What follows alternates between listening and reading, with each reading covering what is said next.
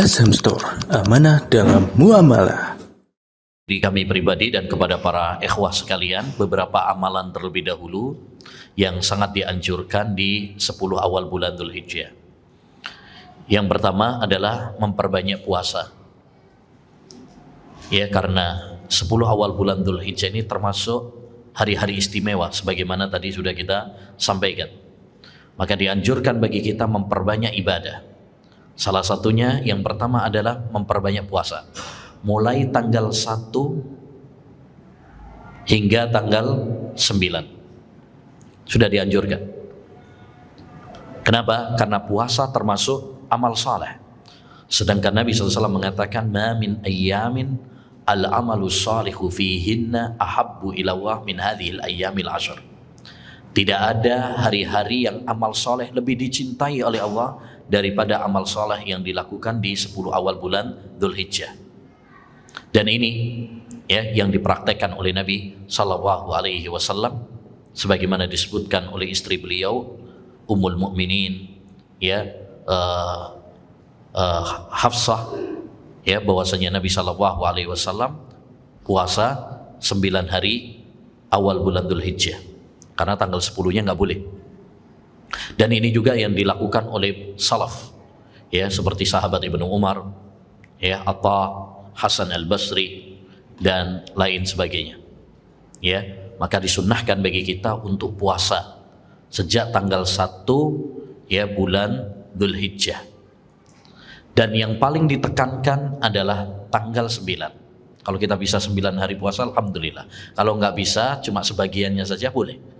Ya, tapi yang paling ditekankan adalah pada tanggal 9. Karena itu adalah hari Arafah. Hari Arafah adalah hari yang paling istimewa. Hari Allah Subhanahu wa taala menyempurnakan agama Islam. Hari di mana Allah Subhanahu wa taala mengampuni dosa-dosa hambanya, yang membebaskan mereka dari neraka. Hari di mana Allah Subhanahu wa taala mendekat kepada hamba dan mengabulkan doa-doa para hambanya. Ya, kalau para jemaah haji, rukun utama mereka adalah wukuf di hari Arafah, bermunajat, menangis, memohon ampunan kepada Allah. Maka bagi yang tidak haji disyariatkan untuk berpuasa agar sama-sama mendapatkan keutamaan terkabulnya doa. Makanya Nabi Shallallahu Alaihi Wasallam, ya seperti tadi sudah kita sampaikan, pernah ditanya tentang keutamaan hari Arafah, beliau mengatakan, ahtasibu ala Allah an yukaffira as-sanatal madiyah wal qabilah. Aku berharap puasa Arafah itu menghapus dosa-dosa setahun yang lalu dan setahun yang akan datang. Subhanallah. Puasa cuma 1 hari tapi pahalanya luar biasa. Maka orang yang berbahagia adalah orang yang memanfaatkan momentum seperti ini. Karena seperti ini hanya setahun sekali. Ya, dan kita nggak tahu apakah kesempatan tersebut akan ya terulang untuk kita atau tidak. Maka jangan sia-siakan kesempatan seperti ini. Menarik disebutkan bahwasanya Az-Zuhri Muhammad ibnu Muslim, ya seorang tabi'in yang mulia, pernah beliau walaupun safar tetap puasa Asyura dan puasa Arafah. Sehingga ada yang mengatakan kepada beliau, wahai imam, engkau kalau bulan safar di bulan Ramadan nggak puasa, tapi kalau hari Arafah atau hari Asyura kenapa tetap puasa? Kata beliau, ya karena kalau bulan puasa bisa diganti dengan hari-hari yang lain. Faman kana maridan aw ala safarin fa iddatum min ayyamin ukhra. Barang siapa yang sakit atau safar boleh mengganti di hari-hari yang lainnya. Tapi puasa Asyura, puasa Arafah nggak bisa diganti pada hari-hari yang lainnya. Maka saya tetap apa? Ya berpuasa. Demikian juga Atta al-Khurasani, jika sudah masuk hari Arafah, maka beliau ya membangunkan istrinya, anak-anaknya, pelayan-pelayannya, budak-budaknya untuk sahur. Beliau mengatakan, aikidu khodamakum liyatasahharu yauma Arafah. ya, bangunkan keluarga-keluarga kalian, ya, agar mereka sahur untuk puasa Arafah. Artinya kita melatih keluarga kita, melatih anak-anak kita juga untuk puasa Arafah, ya, karena itu adalah hari yang sangat istimewa, hari, ya, terkabulnya doa-doa, ya. Sangat disayangkan kalau kita menyia-nyiakan kesempatan tersebut. Jadi yang pertama adalah memperbanyak puasa. Yang kedua, di antara amalan yang sangat dianjurkan adalah, ya, memperbanyak zikir. Memperbanyak zikir kepada Allah Subhanahu wa taala. Nabi sallallahu alaihi wasallam pernah mengatakan, "Ma min ayyamin azka wa ahabbu ila Allah min hadhihi al-ayyamil 'ashr." فَأَكْسِرُوا فِيهِنَّ مِنَ التَّهْلِيلِ وَالتَّكْبِيرِ وَالتَّحْمِيدِ. Tidak ada hari yang lebih istimewa, lebih suci di sisi Allah daripada 10 awal bulan Dzulhijjah. Maka perbanyaklah takbir, tahmid, tahlil di 10 awal bulan Dzulhijjah. Ya, sahabat Abu Hurairah dan Ibnu Umar kalau sudah masuk bulan Dzulhijjah, beliau pergi ke pasar takbiran. Ya, takbiran. Ini namanya takbir mutlak. Takbir mutlak. Takbir mutlak itu dimulai sejak tanggal 1 Dzulhijjah. Dimanapun, kapanpun kita dianjurkan untuk bertakbir. Ya, adapun takbir muqayyad setelah sholat, maka itu dimulai pada fajar hari Arafah. Jadi takbir itu ada dua, ada takbir mutlak yang tidak terikat dengan sholat. Jadi kapanpun, antum di pasar, antum di kantor, antum di rumah, di masjid, ya, takbir itu dimulai sejak tanggal 1 Dzulhijjah. Ya, adapun takbir muqayyad setelah sholat, maka itu dimulai sejak fajar hari Arafah. Setelah sholat subuh hari Arafah tanggal 9 Dzulhijjah hingga terbenamnya matahari akhir hari tasyrik, yaitu tanggal 13 Dzulhijjah. Ya, itu waktu takbir. Ya, takbir. Intinya kita dianjurkan untuk memperbanyak takbir, zikir kepada Allah Subhanahu wa taala, memperbanyak membaca Al-Qur'an karena Al-Qur'an itu termasuk zikir yang paling utama. Memperbanyak takbir, subhanallah, walhamdulillah, la ilaha illallah, Allahu akbar, agar kita selalu ingat sama Allah Subhanahu wa taala, agar kita tidak lalai kepada Allah Subhanahu wa taala. Ya, menarik, setiap lembar Al-Qur'an pasti ada nama Allah Subhanahu wa taala. Hikmahnya apa? Agar kita selalu ingat sama Allah. Dan setiap aktivitas kita itu ada zikirnya.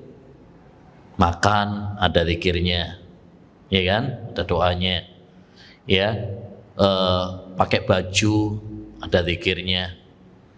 Ya, apalagi masuk toilet, keluar toilet ada zikirnya. Mau tidur ada zikirnya. Bangun tidur ada zikirnya. Masuk masjid ada zikirnya. Keluar masjid ada zikirnya. Turun hujan ada zikirnya. Setiap aktivitas kita ada zikirnya. Supaya apa? Supaya kita selalu ingat sama Allah Subhanahu wa taala. Supaya kita tidak melupakan Allah Subhanahu wa taala. Ya. Yang ketiga, di antara amalan yang sangat dianjurkan di bulan Dzulhijjah adalah haji dan umrah. Ya, haji dan umrah. Nabi sallallahu alaihi wasallam pernah bersabda, "Al-hajjul mabrur laisa lahu jazaa'un illal jannah." Haji yang mabrur, yaitu haji yang ikhlas, haji yang sesuai dengan tuntunan Rasulullah SAW, haji dengan harta yang halal, haji, ya, yang menjunjung tinggi akhlak yang mulia. Ini kata Nabi tidak ada balasan baginya kecuali surga. Dan waktu pelaksanaan ibadah haji adalah bulan Syawal, Dzulqa'dah dan Dzulhijjah. Puncaknya adalah di bulan Dzulhijjah, mulai tanggal 8 hari Tarwiyah, ya, sampai akhir hari Tasyrik. Itu adalah puncak dari ibadah haji. Ya. Nah, sekarang sudah pada berangkat kan ya. Ini mereka melaksanakan ibadah umroh dulu. Ada umroh dulu, terus nanti nunggu tanggal 8. Ya, ini yang disebut dengan haji tamattu, yaitu orang yang berangkat di bulan Syawal atau Dzulqa'dah, kemudian mereka melakukan umroh dulu. Setelah umroh nanti nunggu tanggal 8. Setelah tanggal 8 maka mereka akan ihram lagi ya untuk menunaikan manasik haji. Ya. Nah, jadi orang-orang yang diberi kelebihan oleh Allah Subhanahu wa taala rizki, ya, salah satu ibadah yang sangat mulia adalah ibadah umrah dan haji di bulan Dzulhijjah ini. Ini termasuk amal ibadah yang sangat mulia. Bahkan dalam hadis yang lain Rasulullah SAW mengatakan, man hajja walam yarfus walam yafsuk raja'a ka yauma waladatsu ummah. Barang siapa yang haji dan dia tidak mengucapkan ucapan yang kotor dan kefasikan, maka dia akan pulang seperti jabang bayi yang baru dilahirkan oleh ibunya, yakni suci, bersih dari apa? Dosa-dosa. Ya. Karena para jemaah haji ini adalah orang-orang yang dimuliakan oleh Allah. Mereka tamu-tamu Allah. Al-hujjaj wal umar, dhuyufuwa, wafduwa, da'ahum fa'ajabu, sa'aluhu fa'atahum. Ya, para jemaah haji, para jemaah umrah itu adalah rombongan tamu Allah SWT. Allah SWT mengundang mereka dan mereka memenuhi undangan Allah Subhanahu wa taala. Mereka minta kepada Allah, Allah pun memenuhi permintaan mereka. Dan di antara amalan yang sangat ditekankan ya di bulan Dzulhijjah ini yang menjadi pembahasan kita, yaitu ibadah kurban. Ibadah kurban ini sangat dianjurkan. Mungkin kalau haji ketinggalan kloter kayak ya, apalagi kalau haji itu kan tidak semua orang mampu ya.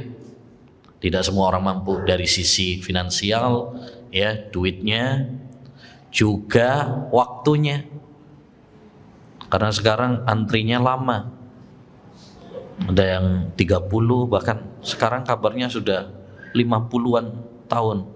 Ada yang sampai 50, 60, 70. Ya apa ya, berarti baru lahir kudu daftar ya.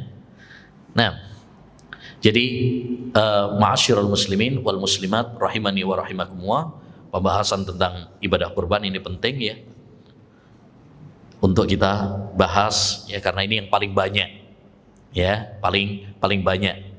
Kalau jemaah haji mungkin untuk para jemaah haji aja, dan itu nggak banyak ya. Dari sekian orang di Indonesia cuma berapa kemarin jatahnya? 100.000 ya. Ya. Nah, tapi kita ya lebih banyak. Kalau untuk orang Indonesia itu lebih banyak kurbannya. Makanya fikih tentang kurban sangat penting sekali. Tapi kita bahas insya Allah ta'ala satu persatu biar mudah secara praktis. Yang pertama adalah definisi ibadah kurban. Ibadah kurban atau yang disebut dengan udhiyah, ismun lima yudhbahu minal ibili wal baqari wal ghanam yauman nahri wa ayyamat tasyrik taqarruban ila Allah jalla wa ala, yaitu menyembelih hewan-hewan ternak dalam rangka mendekatkan diri kepada Allah Subhanahu wa taala di hari raya Idul Adha dan hari-hari tasyrik. Menyembelih hewan-hewan ternak, maksudnya bahimatul an'am, kambing, sapi, dan unta, sebagai bentuk taqarrub, mendekatkan diri kepada Allah Subhanahu wa ta'ala pada waktu-waktu tertentu, yaitu hari raya Idul Adha dan hari-hari tasyrik. Dan ibadah kurban disyariatkan oleh Allah Subhanahu wa ta'ala berdasarkan dalil-dalil Al-Quran, hadis, dan ijma'. Jadi ibadah kurban ini disyariatkan, bukan sesuatu yang tidak ada dalilnya, tidak ada anjurannya. Ada, ya, dalilnya baik dari Al-Quran, hadis, dan ijma, kesepakatan para ulama. Ingat, sumber hukum dalam agama Islam itu 3: Al-Quran, hadis, dikuatkan dengan ijma, kesepakatan para ulama. Adapun dalil dari Al-Quran, di antaranya firman Allah Subhanahu wa taala dalam surat Al-Kautsar ayat 2, "Fasholli li rabbika wanhar." Dan salatlah untuk Rabbmu dan menyembelihlah. Di sini Allah Subhanahu wa taala memerintahkan kepada Nabi Muhammad SAW untuk melakukan 2 ibadah, salat dan menyembelih. Kenapa salat dan menyembelih? Karena ini 2 ibadah yang paling mulia. Salat ibadah badan yang paling mulia, menyembelih ibadah harta yang paling mulia. Ibadah harta yang paling mulia menyembelih. Ibadah badan yang paling mulia adalah salat. Digabung dalam ayat yang mulia ini. Allah memerintahkan kepada nabinya, dan perintah Allah untuk nabi adalah perintah untuk umatnya juga. Ini kaidah yang perlu difahami. Al-khitabu lin-nabi khitabun li ummatihi illa bidalil. Perintah atau larangan Allah kepada nabinya itu mencakup juga untuk umatnya, kecuali apabila ada dalil yang mengkhususkan bahwa itu untuk nabi saja. Jadi walaupun yang diperintah di sini adalah Nabi Muhammad, tapi umatnya juga masuk. Karena nabi adalah teladan kita, panutan kita. Ya, dalam ayat ini Allah memerintahkan kepada nabinya, fasholli li rabbik, salatlah. Dan termasuk salat adalah salat Idul Adha. Wanhar, dan menyembelihlah. Dan termasuk menyembelih adalah ibadah kurban. Karena ibadah kurban adalah menyembelih, ya, hewan-hewan ternak pada hari raya Idul Adha dan hari-hari tasyrik. Ini dalil dari Al-Quran. Dalil dari hadis banyak sekali.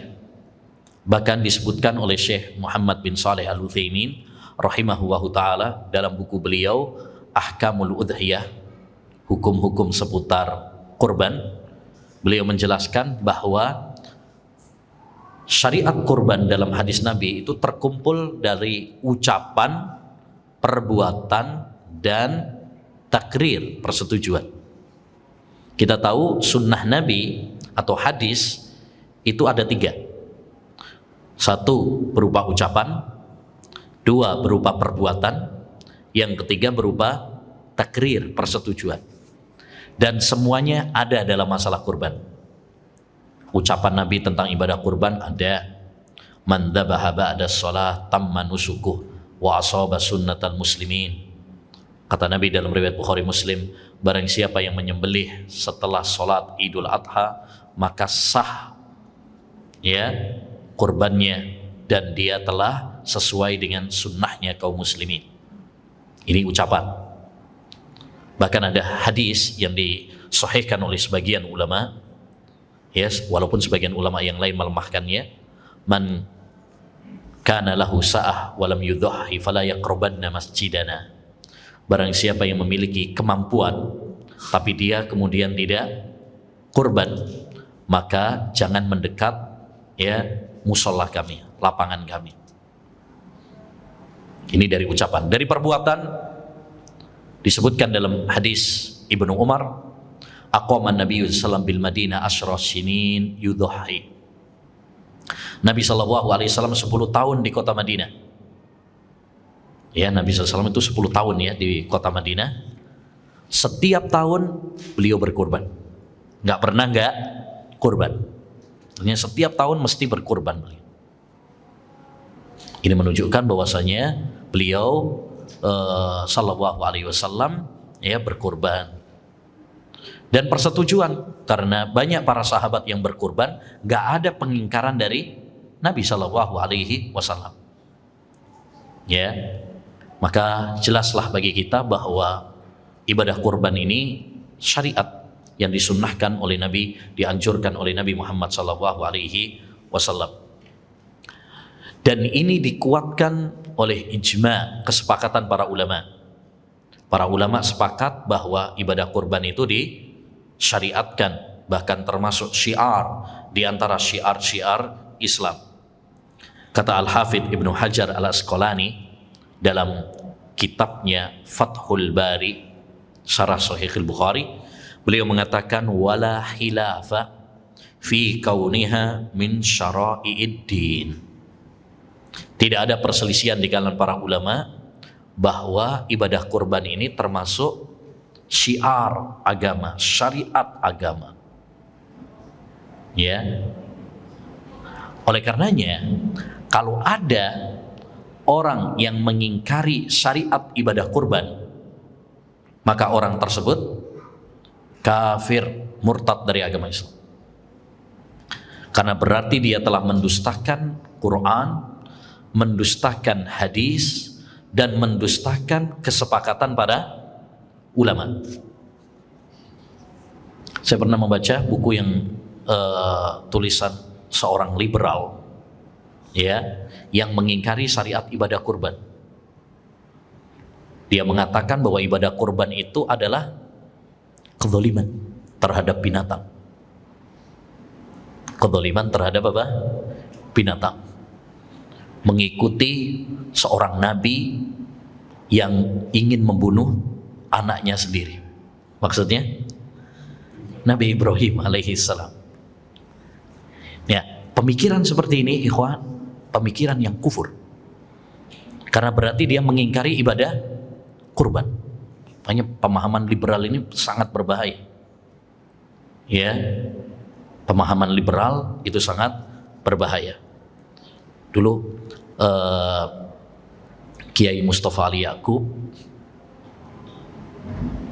imam dan khotib Masjid Istiqlal dulu, dan salah satu anggota MUI, Majelis Ulama Indonesia, pernah mengatakan jaringan Islam liberal itu nggak tepat buat mereka. Yang benar itu jaringan iblis liberal. Ya, yang tepat itu bukan jaringan Islam liberal, tapi apa? Iblis liberal. Kenapa? Karena Islam sama liberal itu nggak nyambung. Islam itu mengajarkan tunduk, patuh kepada syariat-syariat Allah SWT, sedangkan liberal bebas, gugat, sehingga nggak nyambung. Yang ngajarkan gugat syariat itu bukan Islam. Yang ngajarkan gugat syariat Allah itu adalah iblis. Ketika dulu Allah SWT memerintahkan kepada iblis sujud kepada Adam, ya sama seperti gitu juga, ngeyel. Ya Allah, masa saya diperintahkan untuk sujud kepada Adam, saya lebih baik daripada Adam kok. Ya, akhirnya dia dilaknat oleh Allah Subhanahu wa taala. Nah, jadi intinya syariat kurban ini adalah syariat yang mulia, ada dalilnya dari Quran, dari hadis, bahkan ini sudah menjadi kesepakatan para ulama. Siapapun yang mengingkarinya maka dia kafir, murtad dari agama Islam. Baik. Setelah kita mengetahui syariat ibadah kurban, maka pertanyaannya, apa hukum ibadah kurban? Beda ya, kalau syariat itu lebih umum, bisa wajib, bisa sunnah. Ya, itu termasuk disyariatkan. Misalkan saya mengatakan disyariatkan sholat 5 waktu dan disyariatkan sholat sunnah qobliyah. Ya kan? Itu benar, karena dua-duanya disyariatkan. Dua-duanya disyariatkan. Tapi ya, kata disyariatkan itu belum menentukan hukum. Belum menentukan hukum. Karena kata disyariatkan itu bisa untuk yang wajib, bisa untuk yang sunnah. Baik, setelah kita mengetahui bahwa ibadah kurban ini disyariatkan, pertanyaannya apakah masuk kategori wajib ataukah sunnah? Ini ada perselisihan di kalangan para ulama ahli fikih. Jumhur ulama, jumhur itu artinya mayoritas. Mayoritas ulama, kebanyakan para ulama mengatakan ibadah kurban itu hukumnya sunnah muakkadah. Nggak sampai wajib. Ini adalah madhab Syafi'i, madhab Hambali, dan madhab Maliki. 3 madhab. Madhab Syafi'i, madhab Hambali, madhab Malikiyah. Mereka mengatakan bahwasanya ibadah kurban itu hukumnya sunnah muakkadah, tidak sampai kepada taraf wajib. Karena nggak ada dalil yang menunjukkan apa? Wajib. Pendapat yang kedua, bahwa ibadah kurban itu hukumnya wajib. Dan ini adalah madhab Hanafiyah, ya, madhab Abu Hanifah, dan dikuatkan oleh Syekhul Islam Ibnu Taimiyah rahimahullahu ta'ala. Jadi ibadah kurban itu disyariatkan, tapi tentang hukumnya ada perselisihan dengan para ulama. Jumhur ulama, mayoritas ulama mengatakan sunnah muakkadah, dan ya madhab Abu Hanifah mengatakan hukumnya adalah wajib. Ya, dan pendapat yang lebih kuat wallahu a'lam, pendapat jumhur ulama, bahwasanya ibadah kurban itu hukumnya adalah sunnah muakkadah, tidak sampai kepada taraf apa? Wajib. Tidak sampai kepada taraf wajib. Dan sebagai faedah, secara umum pendapat jumhur itu adalah pendapat yang lebih kuat secara umum. Sehingga kita tidak boleh gegabah menyelisihi pendapat jumhur ulama kecuali apabila kita memiliki dalil yang kuat. Ini dikatakan oleh Syekh Muhammad bin Shalih Al-Utsaimin rahimahullah ta'ala dalam kitab beliau Syarah Al-Qawaidul Muslah. Secara umum pendapat jumhur ulama itu adalah pendapat yang kuat. Jangan menyelisihi mereka kecuali kalau kita memiliki dalil yang kuat. Karena yang namanya mayoritas ulama itu ya kuat. Ya. Nah, walaupun nggak mesti ya, tidak mesti jumhur itu benar gitu, nggak mesti juga. Ya, tapi secara umum benar dan yang paling kuat pendapatnya. Taib. Namun perlu diperhatikan, ketika kita menguatkan bahwa pendapat yang lebih kuat adalah sunnah muakkadah, bukan berarti kemudian kita meremehkan. Ya, sunnah tok kok gak wajib. Nah, ini biasanya salah satu kesalahan orang sekarang, kalau dikasih tahu sunnah akhirnya malah apa? Meremehkan. Padahal maksudnya ulama itu ketika mengatakan ini wajib, ini sunnah, ya, itu bukan untuk berarti kita meremehkan, bukan. Karena memang ada konsekuensi hukum yang berbeda. Kalau kita mengatakan wajib, berarti kalau ada orang yang nggak berkorban, dosa dia. Tapi kalau misalkan kita mengatakan sunnah muakkadah, ada orang yang tidak berkorban, berarti tidak berdosa. Ya, tidak berdosa. Ya. Tapi bukan berarti kemudian kita meremehkan. Saya kasih contoh, Al-Imam Syafi'i rahimahullahu ta'ala, beliau mengatakan bahwa mandi Jumat itu hukumnya sunnah. Tapi dinukil oleh Imam Al-Baihaqi rahimahullahu ta'ala bahwa Imam Syafi'i mengatakan, saya nggak pernah meninggalkan mandi Jumat, baik ketika mukim maupun musafir, nggak pernah meninggalkan mandi Jumat. Menunjukkan kepada kita bahwa para ulama ussalaf dahulu, walaupun mereka mengatakan itu sunnah nggak sampai wajib, bukan berarti meremehkan. Nah, ini bedanya para ulama ussalaf dulu dengan kebanyakan kita. Ya, as-salaf yaf'aluna sunnah li'annahu sunnah wa nahnu natrukus sunnah li'ajli annahu sunnah. Ya, ada sebagian ulama mengatakan, ya, kalau dulu ulama-ulama salaf itu melaksanakan sunnah karena itu sunnah, sedangkan kita meninggalkan sunnah karena itu cuman sunnah. Ya, jadi kalau dari sisi pengamalan kita jangan membeda-bedakan, oh ini wajib, ini sunnah. Kalau dari sisi pengamalan, hendaknya bagi kita untuk bersemangat, entah itu wajib, entah itu sunnah, selagi kita memiliki kemampuan, kita harus bersemangat untuk melakukannya. Karena seorang mukmin tidak mencukupkan dengan yang wajib saja. Wali-wali Allah sebagaimana dalam hadisul wali, ya, disebutkan oleh Nabi sallallahu alaihi wasallam, "Wa ma taqarraba ilayya 'abdi bi syai'in ahabba ilayya mimma aftaradtu, wa la yazalu 'abdi yataqarrabu ilayya bin nawafili hatta uhibbahu."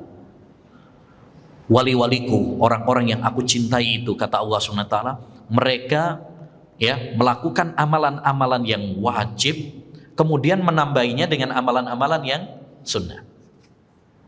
Dan satu faedah penting yang perlu kita ingatkan, ya, seperti yang dikatakan oleh Al-Hafidh Ibnu Hajar Al-Asqalani dalam kitabnya Fathul Bari.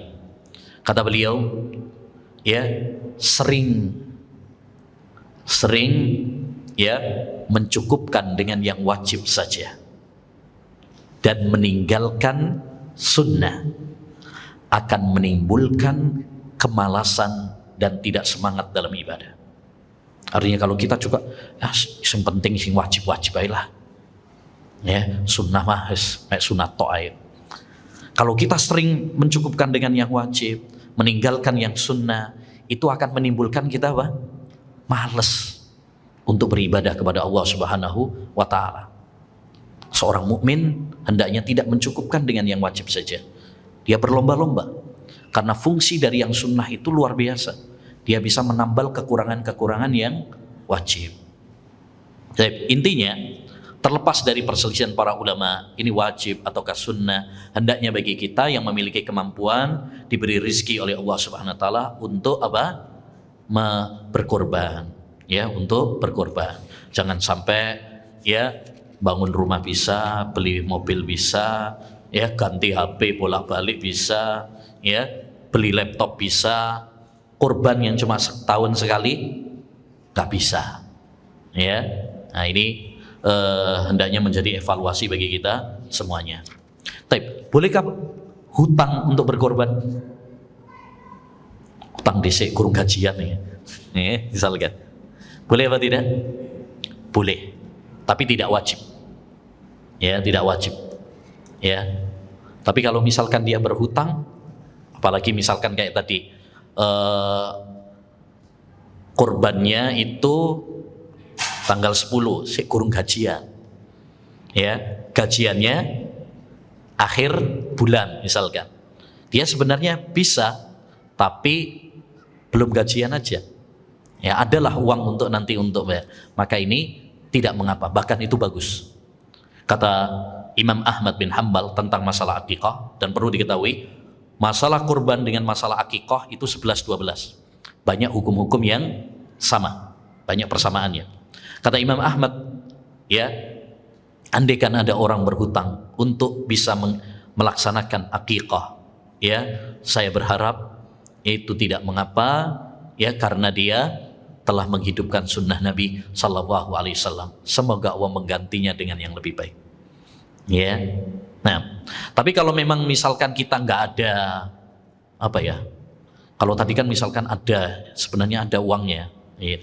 Tapi kalau kita misalkan ya kiri melarat, ya, misalkan kayaknya nggak ada harapan untuk bisa bayar gitu ya, nggak ada bayangan, maka tidak perlu untuk apa?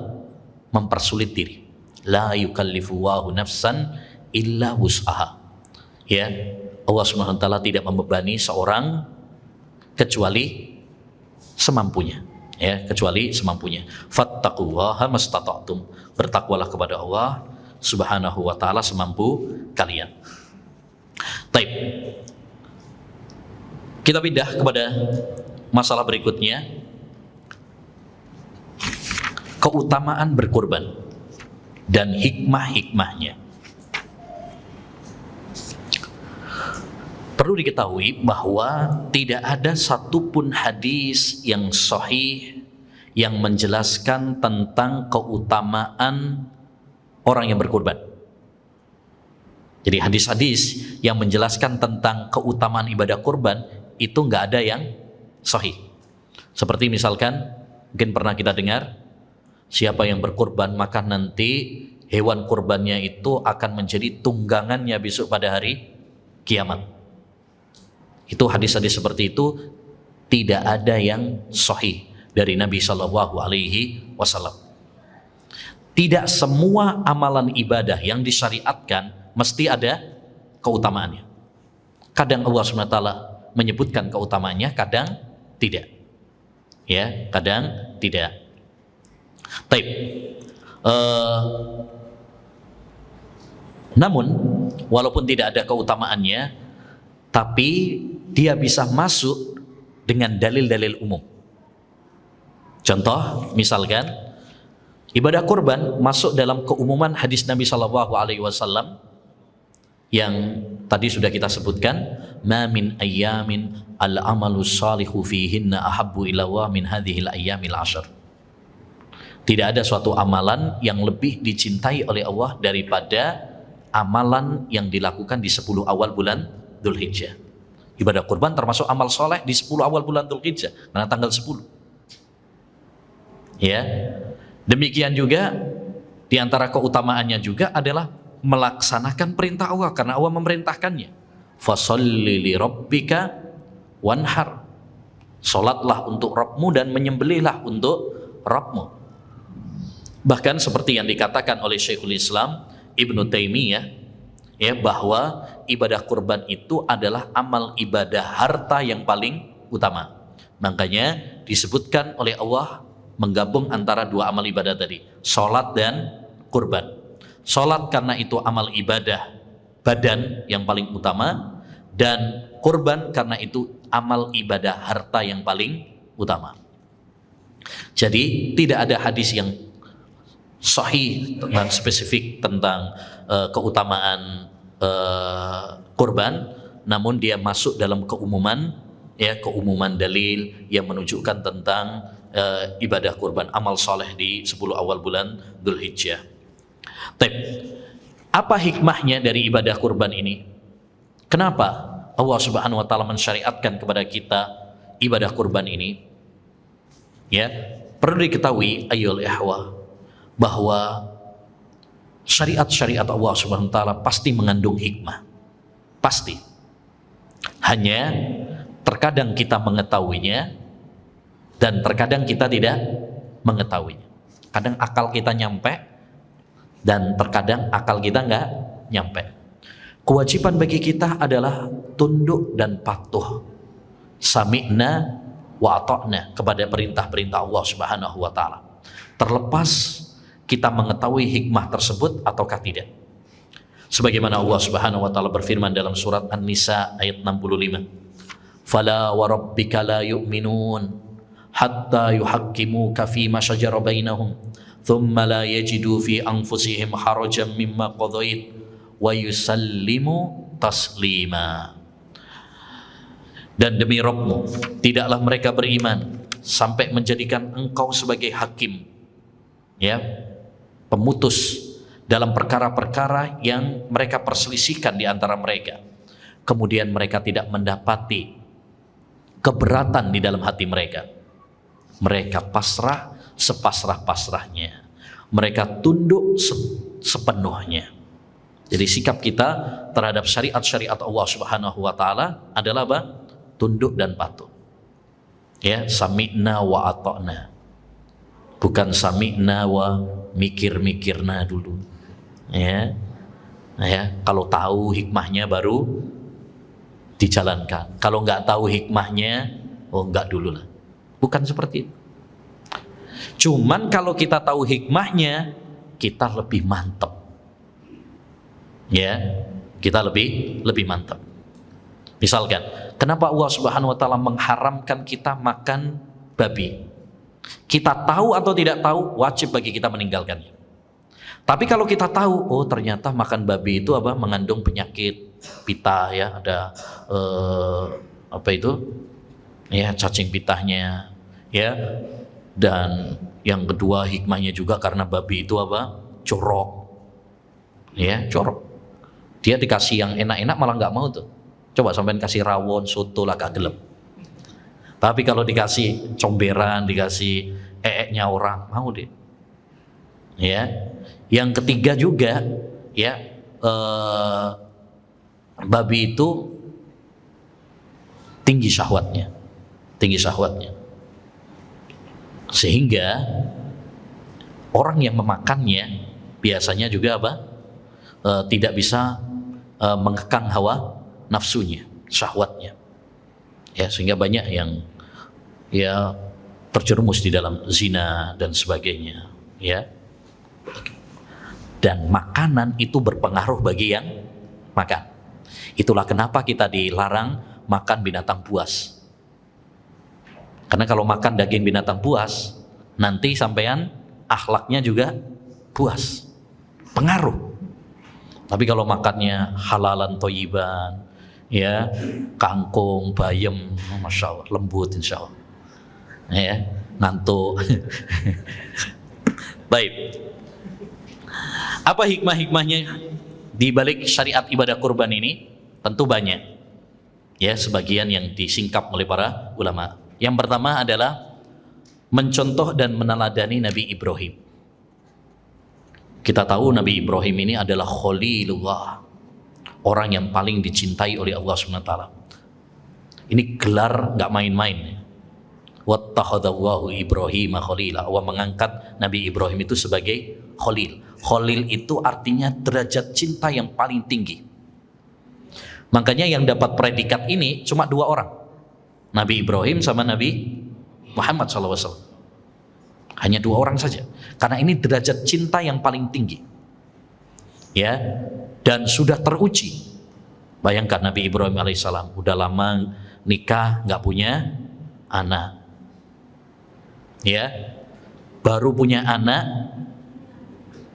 disuruh untuk naruh di tempat yang sepi, tandus, nggak ada apa-apanya, yaitu di Mekah. Yang waktu itu belum ada apa-apanya, ya. Enak kalau sekarang, masya Allah. Kalau dulu belum ada apa-apanya, nggak ada buah-buahan, nggak ada tumbuhan, nggak ada air aja nggak ada. Ya, setelah tumbuh dewasa, Allah memerintahkan kepadanya untuk nyembelih. Kan udah lama nggak dapat anak, baru dapat anak, suruh naruh di tempat yang sepi, gersang. Ya, setelah baru tumbuh dewasa, nggak taunya Allah memerintahkan kepadanya untuk menyembelih. Ya, bapak mana yang tega untuk nyembelih anaknya sendiri? Tapi ini perintah Allah SWT melalui apa? Wahyu lewat mimpi. Ya, falamma balagha ma'ahu as-sa'i qala ya bunayya inni ara fil manami anni adbahuka fandur madza tara. Qala ya abatif alma tu'mar satajiduni insyaallahu minas sabirin. Subhanallah, luar biasa, ya. Tatkala anak tersebut sudah mulai tumbuh dewasa, yaitu Nabi Ismail, Nabi Ibrahim mengatakan, wahai anakku, aku melihat dalam mimpi aku menyembelihmu. Dan mimpi para nabi itu adalah wahyu. Ru'yal anbiya'i haqqun. Mimpinya para nabi itu adalah hak, benar adanya, yakni wahyu. Tapi kalau mimpi ini sampean belum tentu, ya. Nah, makanya nanti jangan, nah saya disuruh untuk nyembelih kamu. Nah, ini mimpinya para nabi, beda dengan mimpinya kita, ya. Nanti kalau ada anak yang mau dibunuh karena mimpinya, mending kabur, ya, berarti bapaknya udah khurafat itu. Ya, udah khurafat, beragama dengan mimpi. Tapi kalau mimpinya para nabi itu wahyu. Dan lihat bagaimana jawaban, ya, Nabi Ismail. Qala ya abatif alma tu'mar satajiduni insyaallahu minas sabirin. Wahai ayahku, lakukan apa yang diperintahkan oleh Allah kepadamu. Kau akan mendapati aku termasuk orang-orang yang sabar. Masya Allah, luar biasa. Ini seorang ayahnya, seorang yang tunduk patuh kepada Allah Subhanahu wa taala. Ya, anaknya juga demikian, ibunya juga Hajar. Ya, ketika ditinggal oleh Nabi Ibrahim dari Syam, ya, kemudian ditaruh di Mekah yang tandus sepi, nggak ada orang, ya, hanya berbekal kurma sama air sedikit. Ya Ibrahim, kau tega ninggalkan aku di sini? Siapa yang memerintahkan kamu? Ya, Robku. Terus apa jawabannya Hajar? Idzan la yudhayyuna. Kalau memang itu perintah Allah, pasti dia tidak akan menyia-nyiakan kita. Allahu Akbar. Kalau secara logika, nggak masuk di akal.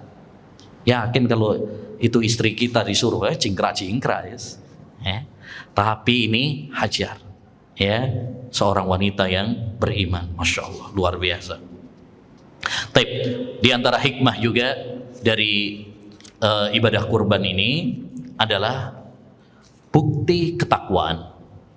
Ya, berkurban itu adalah mendekatkan diri kepada Allah Subhanahu wa taala.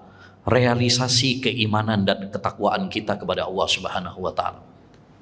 Makanya Allah berfirman dalam surat Al-Hajj ayat 37, "La yanalallaha luhumuha wala dima'uha, walakin yanaluhu taqwa minkum." Daging-daging itu atau darah-darah itu tidak mencapai keridhaan Allah Subhanahu wa taala. Tetapi ketakwaan dari kamulah yang dapat mencapainya. Yang diinginkan oleh Allah Subhanahu wa taala dengan ibadah kurban ini, bagaimana kita semakin dekat sama Allah Subhanahu wa taala. Kita patuh enggak sama perintah Allah Subhanahu wa taala. Itu yang diinginkan. Bukan cuma sekedar motong, nyembelih hewan saja, bukan. Sama seperti puasa. Allah tidak menginginkan dari puasa itu cuma sekedar kita lapar, ya, haus. Bukan itu yang diinginkan. Tapi yang diinginkan oleh Allah Subhanahu wa taala adalah bagaimana setelah puasa ini kita semakin bertakwa kepada Allah. La'allakum tattaqun, agar kalian bertakwa kepada Allah. Begitu juga ibadah kurban. Ibadah kurban itu mengajarkan kepada kita agar kita bertakwa kepada Allah, semakin dekat sama Allah Subhanahu wa taala. Kita lebih mendahulukan, ya, ridha Allah Subhanahu wa taala daripada dunia. Kan orang kadang-kadang eman-eman sama duitnya, eman-eman, ya, 3,5 juta, 4 juta, ya, mendingan di gua HP, nah, mendingan buat makan, ya, mendingan buat ini dan itu. Allah sedang menguji kita. Kita lebih cinta Allah Subhanahu wa taala atau lebih cinta sama dunia? Ya, ini yang diinginkan oleh Allah Subhanahu wa taala. Ketakwaan kita, keimanan kita diuji oleh Allah Subhanahu wa taala. Baik. Yang ketiga, di antara hikmah dari ibadah kurban adalah menampakkan syiar-syiar Islam. Jadi ibadah kurban itu termasuk apa? Syiar, di antara syiar-syiar Islam yang perlu dinampakkan. Sama seperti sholat, azan, puasa, zakat fitri, kan dinampakkan. Ya. Kemudian apa? Nah, ibadah kurban. Makanya kalau kita ibadah kurban nggak usah sembunyi-sembunyi. Sembunyi nyari tengah laut misalkan, atau tengah hutan. Kemudian beralasan, wah, daripada nanti takut riya. Enggak. Memang ada ibadah-ibadah itu yang memang kita dianjurkan untuk menampakkannya. Ada ibadah-ibadah yang hendaknya kita sembunyikan. Ibadah-ibadah yang merupakan syiar, maka dianjurkan bagi kita untuk menampakkannya. Seperti adzan misalkan. Ya, jangan ada yang bilang nanti nggak usah dinampakkan lah, kok riya, kok sum'ah. Bukan. Ya, memang ini adalah syiar. Kalau yang enggak syiar, maka yang paling utama adalah kita sembunyikan. Man istata'a minkum an takuna lahu khabi'atun min amalin falyaf'al. Siapa di antara kalian yang mampu, yang bisa memiliki amalan rahasia, lakukanlah. Itu kalau yang bukan syiar. Tapi kalau yang syiar, kita dianjurkan untuk menampakkannya. Ya, untuk meninggikan agama Islam, al-Islamu ya'lu wa la yu'la. Islam itu tinggi, harus kita banggakan, harus kita muliakan. Ya. Nah, yang ke berapa ini? Yang keempat, di antara hikmah dari ibadah kurban adalah kita berbagi kegembiraan. Berbagi kegembiraan. Karena ini hari raya. Dan hari raya itu waktunya untuk gembira dan bersenang-senang. Dan subhanallah ya, perayaan dalam agama Islam itu luar biasa. Idul Fitri jatuh setelah kaum muslimin puasa. Ibadah kurban jatuh setelah kaum muslimin ibadah di 10 awal bulan Dzulhijjah. Akhirnya kan tanggal 10 itu. Setelah sholat Id, ya, kemudian kita bersenang-senang dengan yang Allah halalkan, yaitu dengan makan-makan. Ya. Makanya Nabi SAW mengatakan ayyamut tasyrik, ayyamu aklin wa syurbin wa dzikrin lillah. Hari-hari tasyrik tanggal 11, 12, 13 itu adalah hari-hari bersenang-senang, makan, minum dan zikir kepada Allah SWT. Ya, enggak dianjurkan tanggal 10, tanggal 11, 12, 13 ini kita bersenang-senang. Ya, makan, nyate bareng-bareng, monggo. Ya, misalkan masak apa kerawu ya gule terserah, bareng-bareng misalkan rame-rame, memang dianjurkan itu, dianjurkan. Kata Al-Hafidh Ibnu Hajar Al-Asqalani, idharus sururi yaumal id min sya'airiddin. Menampakkan kegembiraan di hari raya itu termasuk syiar agama. Maka jangan sampai ada pas hari raya sedih gitu ya, galau, ya, nggak boleh. Kita di hari raya itu dianjurkan untuk menampakkan apa? Kegembiraan, senang, ceria, berbagi bersama. Ya, makanya kita dianjurkan di hari raya, pas hari raya Idul Adha itu berbagi dengan daging, ojo dipek dhewe ae. Bagi-bagi tetangga. Bahkan walaupun tetangga tersebut apa? Non muslim, dianjurkan kita berbagi bersama. Ya, walaupun dia kaya, nggak apa-apa dikasih. Ya, nggak apa-apa dikasih untuk bersama-sama apa? Ya, bersenang-senang di hari raya Idul Adha ini. Ya, nah makanya nanti insya Allah akan kita bahas bahwasanya ibadah kurban itu ada untuk diri kita, keluarga kita, ada untuk teman-teman kita, kerabat kita, walaupun dia tadi kaya, ada yang untuk sedekah, untuk para fakir, miskin. Ya, jadi bersama-sama supaya semuanya merasakan. Dan di antara hikmah juga adalah mengikuti sebagian amalan jamaah haji, meniru sebagian amalan ibadah haji. Di antara amalan ibadah haji adalah al-hadyu. Pada tanggal 10 itu bagi para jamaah haji dianjurkan untuk apa? Al-hadyu, menyembelih. Ya, kalau yang pernah haji dia tahu ya, pada tanggal 10 itu amalan paling berat. Dia tawaf, dia nyembelih, ya, melempar jamarot, ya kan? Nah ini amalan yang tanggal 10 itu capek-capeknya. Ya, capek-capeknya para jamaah haji. Salah satu amalan yang disyariatkan adalah nyembelih. Nah, kita yang nggak haji disyariatkan juga untuk nyembelih supaya kita ya menyerupai sebagian amalan para jamaah haji. Karena apa? Allah itu adil. Allah itu maha adil. Dia tahu sebagian hambanya haji, sebagian yang lain nggak haji. Kan nggak semuanya bisa berangkat apa? Ibadah haji. Nah kalau semuanya wajib haji setiap tahun, ya gak cukup Pak. Ya gak cukup. Ike santri ini lama kok. Ya. Jadi Islam itu atau Allah SWT itu maha adil. Contoh misalkan tadi para jemaah haji wukuf di Arafah. Yang gak haji disyariatkan untuk puasa biar sama-sama mustajab doanya. Mereka yang wukuf di Arafah doanya mustajab karena wukuf di Arafah. Yang nggak puasa, yang nggak haji disyariatkan puasa karena doanya orang yang berpuasa mustajab juga. Begitu juga para jemaah haji, mereka menyembelih. Kita yang nggak haji disyariatkan untuk kurban supaya menyerupai sebagian amalan para jemaah haji. Dari sini juga kita tahu hikmahnya kenapa orang yang mau berkurban sejak tanggal 1 Dzulhijjah dia nggak boleh potong kuku, bukan potong tangan loh, potong kuku sama potong rambut, nggak boleh. Ya, sebagaimana kata Nabi SAW, فَإِذَا أُهِلَّ هِلَالُ Dzulhijjah وَأَرَادَ أَحَدُكُمْ an yudhahhiya fala ya'khudanna min sya'rihi wala dhufrihi syai'an hatta yudhahhiya. Rawahu Muslim, riwayat Muslim.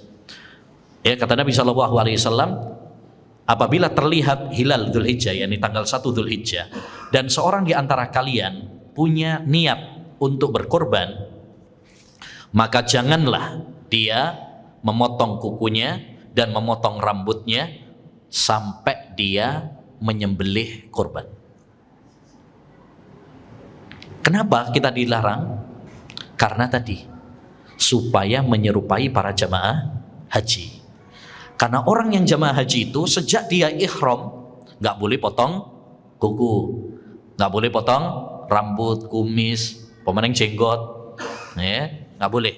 Begitu juga orang yang mau kurban nggak boleh ya potong kuku, potong rambut, supaya dia menyerupai para jamaah haji. Saya kasih contoh yang lain biar lebih mudah tentang keadilan Allah Subhanahu wa taala. Kita tahu keutamaan orang yang adzan. Tapi kan adzan itu fardu kifayah. Enggak semua orang kemudian adzan. Nah, muadzin mendapatkan keutamaan adzan. Kita yang enggak adzan bisa dapat keutamaan juga dengan cara jawab adzan. Itulah keadilan Allah Subhanahu wa taala. Ya, yang adzan dapat pahala, kita yang enggak adzan bisa dapat pahala juga dengan cara menjawab adzan. Ya, baik. Kembali kepada tadi ya. Jadi orang yang mau kurban itu sejak tanggal 1 Dzulhijjah berarti enggak boleh potong kuku dan enggak boleh potong rambut. Dan ini menurut pendapat yang lebih kuat hukumnya haram. Ya, karena kaidah usul fikih al aslu fin nahyi lit tahrim. Hukum asal dalam larangan itu menunjukkan haram. Sekalipun sebagian para ulama mengatakan apa? Enggak haram, cuma makruh saja. Tapi pendapat yang lebih kuat adalah haram karena kaidahnya hukum asal sebuah larangan itu menunjukkan apa? Haram. Ya. Jadi sejak tanggal 1 Dzulhijjah tidak boleh untuk potong kuku, potong rambut. Ya. Berarti orang yang mau berkurban, dia sudah punya rencana untuk kurban, sebelum masuk tanggal 1 ya, potong kuku dulu. Atau potong rambut kalau butuh potong rambut, atau butuh potong kuku sebelumnya. Tapi kalau sudah tanggal 1 nggak boleh. Tapi kalau misalkan awalnya nggak ada niatan untuk kurban, terus pas tanggal 7 dapat rizki oleh arisan misalkan, nah, atau ya dapat rezeki lah, ya. Akhirnya dia pengen berkurban, ya. Maka sejak dia berniat untuk kurban, dia harus menahan diri dari potong kuku, menahan diri dari ya potong kuku dan sama potong rambut. Jangan potong kuku sejak dia berniat. Kalau sebelumnya karena memang nggak ada niatan, nggak apa-apa. Ya, tanggal 1 belum ada niat, sampai tanggal 5 nggak ada niat. Pas tanggal 6 tadi, oleh arisan misalnya, oleh rezeki nomplok, ya, misalnya. Ya, maka sejak tanggal 6 tersebut, ketika dia punya rencana untuk kurban, dia tidak boleh ya untuk potong kuku sama potong rambut. Ya. Nah, namun perlu diketahui bahwa larangan ini nggak ada kaitannya dengan sah tidaknya ibadah kurban.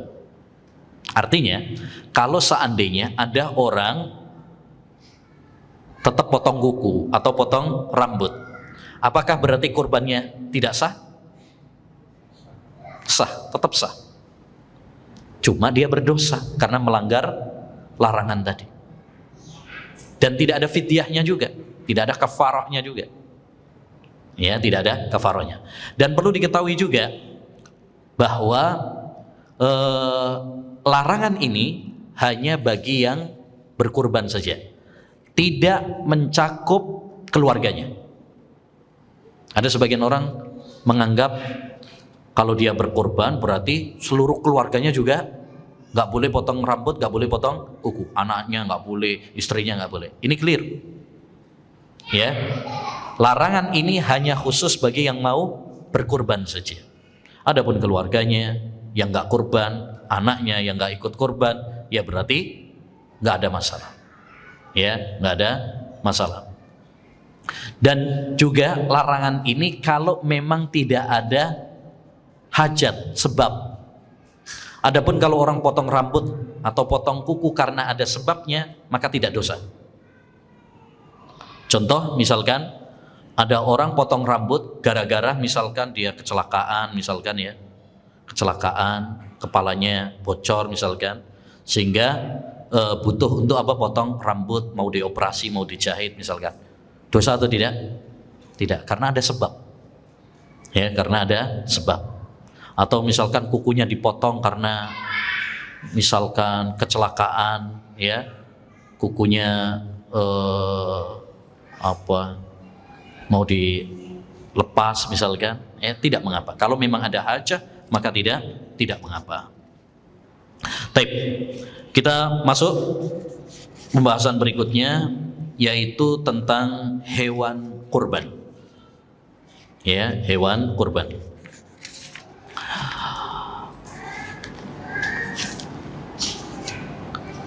Ayyuhal ikhwah wal akhwat, ya, ibadah kurban itu adalah ibadah kepada Allah Subhanahu wa taala, bahkan termasuk syiar di antara syiar Islam.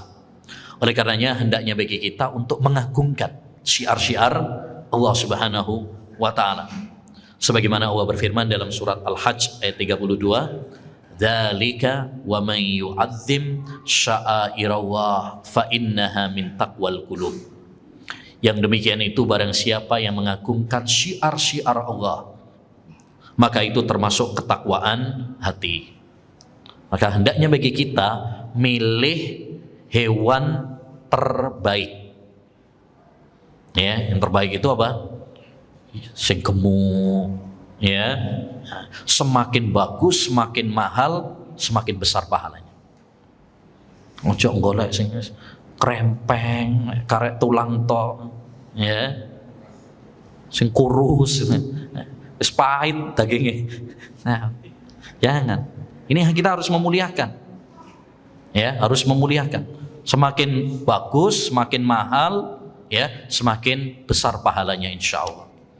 Makanya Nabi SAW kurban dengan 2 ekor kambing yang bertanduk dan gemuk. Dohan Nabi SAW kabsaini amlahaini, ya. Nabi SAW beliau, ya, korban dengan 2 kambing kibas yang amlahaini akronaini, yang bagus, ya, yang akronaini yang bertanduk, ya, yang bertanduk. Jadi cari yang bagus. Bahkan dulu para salaf, para sahabat Nabi SAW dulu, ya, kalau mau ibadah kurban itu kambingnya digemuin dulu, digemuin, wes dikai panganan sing enak-enak dhisik, ben gemuk, ya, digemuin dulu karena mau disembelih gitu, digemuin sama mereka, ya. Baik. Yang kedua jenisnya, ya, ibadah kurban sudah ditentukan jenis hewannya. Tidak boleh bagi kita kemudian korban dengan selain jenis yang sudah ditentukan. Apa jenis hewan kurban yang sudah ditentukan? Yaitu bahimatul an'am, binatang ternak. Seperti dalam surat Al-Hajj ayat 34, Allah mengatakan, walikulli ummatin ja'alna mansakan liyadhkuru ismallaha ala ma razaqahum mim bahimatil an'am. Dan bagi tiap-tiap umat telah kami syariatkan bagi mereka sembelihan, kurban, agar mereka menyebut nama Allah Subhanahu wa taala atas apa yang Allah rizkikan kepada mereka berupa bahimatul an'am, binatang apa? Ternak. Oleh karenanya para ulama mengatakan, sepakat ya di antara para ulama, bahwa ibadah kurban tidak boleh selain dari bahimatul an'am, dari binatang ternak. Binatang ternak itu kambing, sapi, dan unta. Kalau ada orang kurban selain dari 3 ini, maka nggak boleh. Misalkan ada orang nyembelih ayam atau bebek, alasannya fattaqullaha mastata'tum, bertakwalah kepada Allah semampu kalian. Saya sapi nggak mampu, unta apalagi, kambing nggak mampu juga, mampunya ayam atau bebek. Boleh dia kurban dengan ayam atau bebek? Nggak boleh. Itu sah sebagai ayam goreng, tapi nggak sah sebagai ibadah kurban. Ya, kerbau ada perbedaan di kalangan para ulama, tapi pendapat yang kuat kerbau masuk jenis sapi. Ya, sehingga boleh. Ya, kerbau itu masuk jenis sapi. Makanya para ulama mengatakan dalam kerbau itu ada zakat seperti zakatnya sapi, karena dia masuk sejenis dengan sapi. Ya, ini yang difatwakan oleh Syekh Ibnu Utsaimin, Syekh Shalih Al-Fauzan, bahwa kerbau masuk dalam hukum sapi. Ya, sehingga boleh. Ya, karena kerbau masuk dalam hukum sapi. Domba masuk kambing. Ya, domba kambing boleh. Ya, tidak mengapa. Sehingga boleh ya selain daripada itu.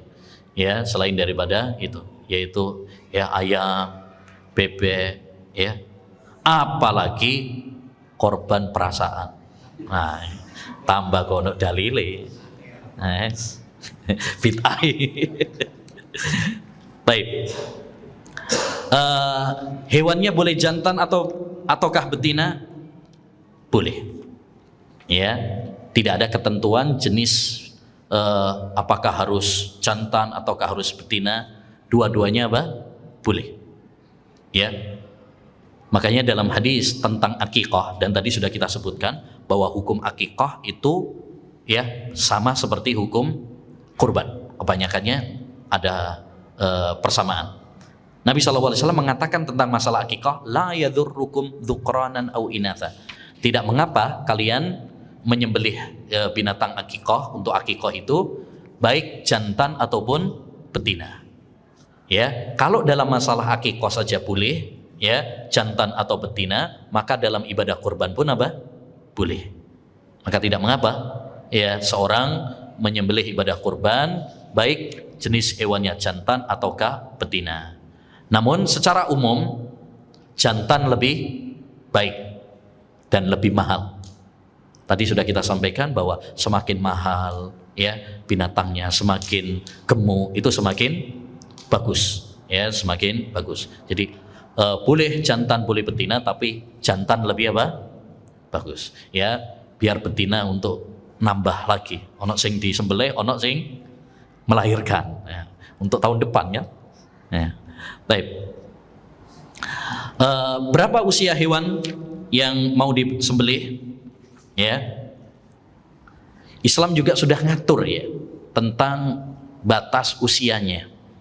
Jangan baru lahir langsung disembelih. Ya, sudah ada aturannya. Aturannya kalau unta ya batasannya adalah 5 tahun. Nggak boleh kurang dari 5 tahun. Kalau sapi batasannya 2 tahun. Tidak boleh kurang dari 2 tahun. Baru setahun 10 bulan misalkan, belum boleh. Harus 2 tahun. Kambing batasannya 1 tahun. Sebagaimana kata Nabi SAW, la tadbahu illa musinnah. Jangan kalian menyembelih kecuali hewan yang musinnah, yang sudah sampai umurnya. Yang sudah sampai umurnya. Kata para ulama tadi, kalau unta musinnahnya adalah 5 tahun, kalau sapi 2 tahun, kalau kambing ya adalah 1 tahun. Baik. Dan kita upayakan hewan yang kita sembelih tersebut tidak cacat. Ya, tidak cacat. Kita harus memilih yang bagus, yang tidak cacat. Semakin bersih dari cacat semakin bagus. Ya. Dan perlu diketahui bahwa cacat dalam hewan kurban itu ada 2 macam. Ada cacat yang hukumnya haram, menjadikan ibadah kurban kita tidak sah. Dan ada cacat yang makruh. Ya. Artinya hewan kurbannya tetap sah, cuma kurang bagus saja. Cacat yang hukumnya haram yang berpengaruh pada hewan kurban adalah yang disebutkan oleh Nabi SAW, arba'un la yajuzna. 4 hal yang tidak boleh ada pada hewan kurban. Ya, 4 cacat yang tidak boleh ada pada hewan kurban. Al-bayyinu awaruha. Yang pertama adalah buta sebelah mata. Lebih-lebih 2 mata. Sebelah mata aja nggak boleh, apalagi 2 mata. Yang jelas butanya. Cacat, ya, ini pada matanya, ini tidak boleh. Dan ini mempengaruhi pada ibadah kurban. Artinya kalau ada yang nyembelih dengan hewan yang buta, yang jelas butanya, maka tidak sah ibadah kurbannya. Yang kedua, wal maridhatu al bayyinu maraduha. Yang sakit parah, jelas sakitnya. Karena orang kalau hewannya sakit itu akhirnya nggak doyan makan. Kalau nggak doyan makan akhirnya krempeng. Ya, dan itu berpengaruh pada dagingnya. Ya, dagingnya. Termasuk sekarang yang lagi rame ya penyakit apa? Ya, mulut dan sebagainya. Ini nanti kalau sampai pada berpengaruh pada dagingnya, ya, membuat dia penyakitnya parah dan sebagainya, maka tidak boleh. Tapi kalau cuma ringan saja, ya, maka tidak mengapa, ya, maka tidak mengapa. Makanya di situ diperhatikan Nabi SAW mengatakan al-bayyinu maraduha, yang parah sakitnya. Artinya kalau sakitnya tidak parah berarti tidak mengapa. Ya, tidak mengapa. Nek pilek-pilek titik nanti ya gak apa-apa. Tapi kalau misalkan sampai parah, ya, sampai dia nggak bisa gerak, ya,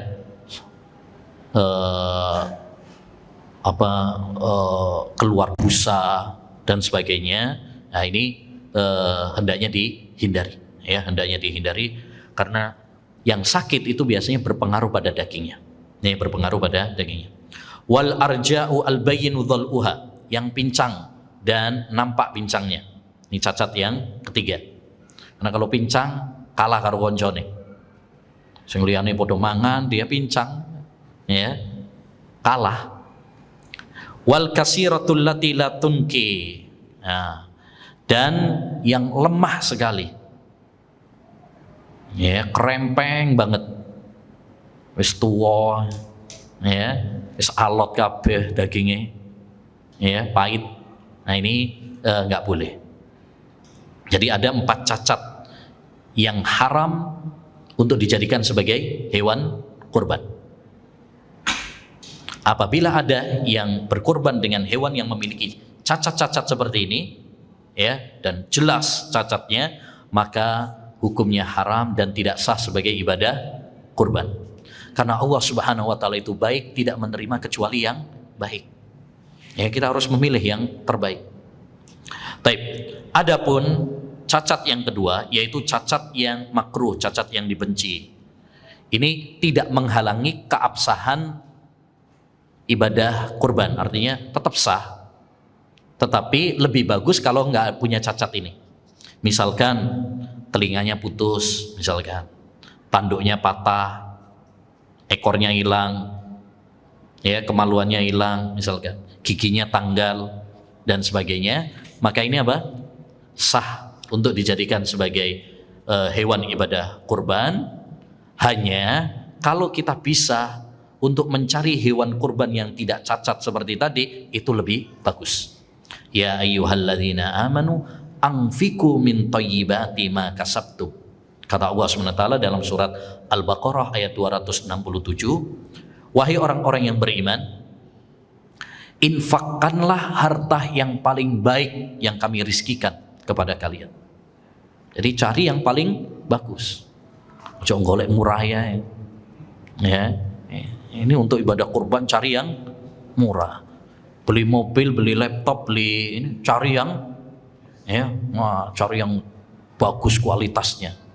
Ya, tapi mau kurban golek sing murah-murahnya sepenting kurban. Nah, enggak.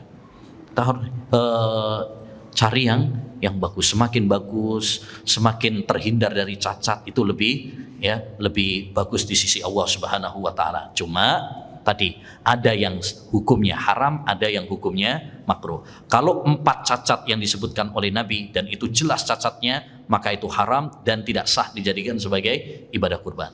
Tapi kalau cacat-cacat yang lain, ya seperti tadi yang saya contohkan, ekornya hilang misalkan, atau telinganya putus, ya giginya tanggal dan sebagainya, maka ya ini tetap sah ibadah kurbannya, ya boleh dijadikan sebagai binatang kurban, ya hanya kurang afdal, kurang afdal. Baik, masalah berikutnya adalah patungan untuk kurban. Patungan untuk kurban. Baik, perlu diketahui bahwa ada hewan yang boleh untuk kita patungan, ada yang tidak boleh. Yang tidak boleh patungan, kambing. Kambing itu hanya untuk 1 orang. Ya. Kata sahabat Ayyub Al-Ansari, kunna nudhuhi bisyatil wahidah yadbahuha ar-rajulu anhu wa an ahli baitihi. Kami dahulu menyembelih 1 ekor kambing. Ya, jadi satu kambing 1 orang. Nggak boleh sampai patungannya ya 7 orang untuk beli 1 kambing. Ya, itu tidak diperkenankan. Atau misalkan separuhnya 3 orang misalnya. Kalau sapi kan 7 orang. Akhirnya diakal-akali. Kalau kambing ya 3 orang lah, ya patungan 3 orang, nggak boleh. Baik. Adapun untuk sapi dan unta, maka boleh untuk patungan dengan ketentuan patungannya ya maksimal berapa? 7. Tidak boleh lebih daripada itu. Tapi kalau kurang daripada 7 boleh banget? Boleh. Kalau misalkan 3 orang untuk beli 1 sapi boleh, atau unta, ya. Tapi kalau lebih dari 7 orang maka tidak boleh. Ya, dalam hadis Jabir disebutkan naharna ma'a Rasulillah sallallahu alaihi wasallam amal Hudaybiyah al-badanah an sab'ah wal baqarah an sab'ah. Pada tahun Hudaybiyah kami bersama Rasulullah SAW menyembelih unta patungan 7 orang, sapi patungan 7 orang. Jadi patungan itu apa? Boleh dengan ketentuan kalau itu untuk unta dan sapi, dan 7 orang nggak boleh lebih. 10 orang misalkan, atau kadang di sekolahan-sekolahan ya, di sekolahan-sekolahan urunan untuk beli sapi, ya 100 siswa ya urunan untuk sapi 1. Nah, itu bukan ibadah kurban, itu mek nyate tok senengnya. Ya nggak apa-apa untuk nyate, seneng-seneng tok, tapi jangan disebut sebagai kurban karena ketentuan patungan sudah melebihi ambang batas, ya. Nah, ketentuannya patungan itu untuk sapi berapa? 7. Nah, itu melebihi. Kadang seperti itu. Ya. Nah, dan perlu diketahui bahwa patungan dalam kurban itu atau berserikat dalam kurban itu ada dua macam. Yang pertama adalah berserikat dalam hal pahalanya. Berserikat dalam masalah pahalanya. Misalkan saya kurban kambing, kemudian saya ikutkan pahalanya keluarga saya, ya, pahalanya ya, maka itu boleh. Seperti dulu Nabi Shallallahu Alaihi Wasallam, beliau menyembelih, kemudian mengatakan, Allahumma taqabbal min Muhammad wa ali Muhammad wa min ummati Muhammad. Ya Allah, terimalah sembelihan dari Muhammad dan keluarga Muhammad dan umat Muhammad. Umat Muhammad piro coba? Banyak. Ini berserikat dalam apa? Pahala. Jadi pahalanya diikut sertakan. Dan ini adalah solusi bagi orang yang ingin menyembelihkan untuk orang tuanya yang sudah meninggal. Jadi daripada kita menyembelihkan untuk orang tua kita yang sudah meninggal, ada perselisihan di kalangan para ulama, mendingan ikut sertakan mereka dalam pahala. Jadi tetap kita yang nyembelih, kemudian dan pahalanya saya ikutkan juga apa? Untuk kedua orang tua saya yang sudah meninggal dunia, itu boleh. Itu boleh. Misalkan saya nyembelih kambing, kemudian saya niatkan juga pahalanya untuk kedua orang tua saya yang sudah meninggal dunia, maka itu boleh. Itu namanya syarikat dalam pahala. Syarikat dalam pahala. Taib. Yang kedua adalah syarikat dalam kepemilikan. Nah, kalau dalam kepemilikan tadi yang sudah kita bahas, ya, kalau kambing maka satu, kalau unta dan sapi maka 7. Ya, itu dari sisi kepemilikan. Adapun pahala berapapun orangnya yang kita ikut sertakan maka tidak ada batasannya. Ya, termasuk yang sudah meninggal dunia. Ya, kalau diikut sertakan maka tidak mengapa. Tapi kalau misalkan ada orang yang berkorban untuk yang sudah meninggal dunia dan tidak diikut sertakan, boleh atau tidak? Ini ada perselisihan di kalangan para ulama. Jadi kadang ada pertanyaan, Ustaz, saya pengen menyembelihkan untuk orang tua saya yang sudah meninggal dunia, boleh apa tidak? Ya, masalah ini ada perselisihan di kalangan para ulama rahimahullah ta'ala. Dan agar kita faham tentang masalah menyembelih untuk yang sudah meninggal, bahwa masalah ini terbagi menjadi 3. Satu, kalau seorang menyembelih dan diikut sertakan yang sudah meninggal dunia dari sisi pahala, maka ini boleh. Seperti tadi yang sudah kita jelaskan. Saya nyembelih kambing, kurban, kemudian niatnya, pahalanya saya ikut sertakan untuk kedua orang tua saya yang sudah meninggal, maka ini boleh. Yang kedua, kalau nggak diikut sertakan khusus untuk kedua orang tua yang sudah meninggal, maka ini ada perselisihan di kalangan para ulama rahimahumullah ta'ala. Sebagian para ulama mengatakan boleh karena itu masuk sedekah, dan sedekah untuk orang yang sudah meninggal dunia boleh dan sampai. Dan sebagian para ulama mengatakan nggak boleh karena nggak ada tuntunannya dari Nabi. Nabi nggak pernah korban untuk Khadijah yang sudah meninggal atau untuk pamannya yaitu Hamzah yang sudah meninggal dunia. Ya, karena apa? Yang lebih utama mendapatkan pahala itu orang yang masih hidup. Daripada kita peruntukkan untuk yang sudah meninggal, kita ini juga butuh pahala. Ya, kita ini juga butuh pahala. Yang ketiga, kalau orang korban untuk yang sudah meninggal dunia karena wasiat, maka ini boleh. Misalkan orang tuanya sebelum meninggal dunia sudah mewasiatkan, nanti tolong kurbankan, atau dia sudah bernazar, berwasiat untuk kurban, ternyata meninggal duluan, maka seperti ini boleh kita kurbankan untuk dia karena wasiat. Mimba di wasiyatin yusabiha audain. Pembagian waris itu adalah setelah wasiat si mayit ditunaikan, ya, atau dan hutang yang dibayarkan. Baik. Selanjutnya, waktu penyembelihan kurban. waktu penyembelihan kurban. Jadi ibadah kurban ini juga sudah diatur dari sisi apa? Waktunya. Waktunya sudah ditentukan juga. Ini menunjukkan bagaimana perhatian agama Islam ya tentang masalah ini. Waktu untuk penyembelihan adalah pada tanggal 10, yaitu hari raya Idul Adha.